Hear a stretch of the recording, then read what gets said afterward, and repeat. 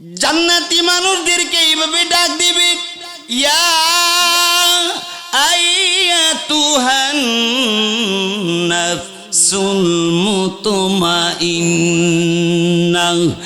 ইরজিই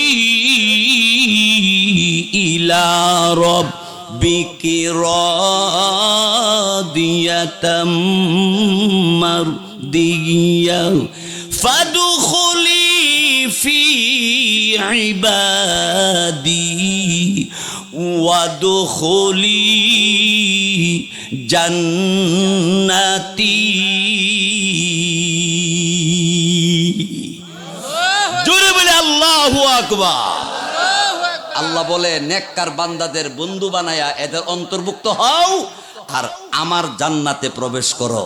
লোকটা কইব হুরপুরি রে, তোরা কি? বেহেশতের মালিক আমার আল্লাহ। সুবহানাল্লাহ। জোরে কতলা আল্লাহ রেজি গেল অমনে হে ডাক দিব। কয় নম্বর হইতাছে? 6 নম্বর। আল্লাহ রাব্বুল আলামিন কি গো আল্লাহ তাআলা, আল্লাহ বলবেন কি রে কি আবার কেন ডাক দিয়েছিস? আল্লাহ তাআলা দয়া করে মায়া করে আমাকে এত রূপ পর্যন্ত দিলেন। আল্লাহ রাব্বুল আলামিন এত সুন্দর জান্নাতের ভিতরে ঢুকলাম, বের হইতে হুরপুরিরা বলে আল্লাহ রাব্বুল আলামিন আপনার কাছে দাবি আমার বাইর কইরেন না, ইডুই শেষ দাবি। আল্লাহ কো বুঝালো আর কোনো দাবি আছে? কো আর দাবি নাই। আল্লাহ কো দিলাম তোরে জান্নাত। এটা হলো ছোট বিল্ডিংটা ঢুকছে, এই বিল্ডিং থেকে এই বিল্ডিং দেখা যা।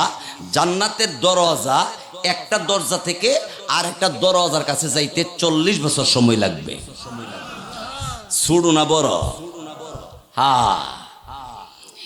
আল্লাহু আকবার। এমন সময় তখন লোকটা বলবে আল্লাহ আর কোনো দাবি নাই। নাই তো না দাবি? বলে না, এই ছোট বিল্ডিং থেকে ফাঁকে দা দেহে বড় বিল্ডিং এর ভিতরে ট্রেনের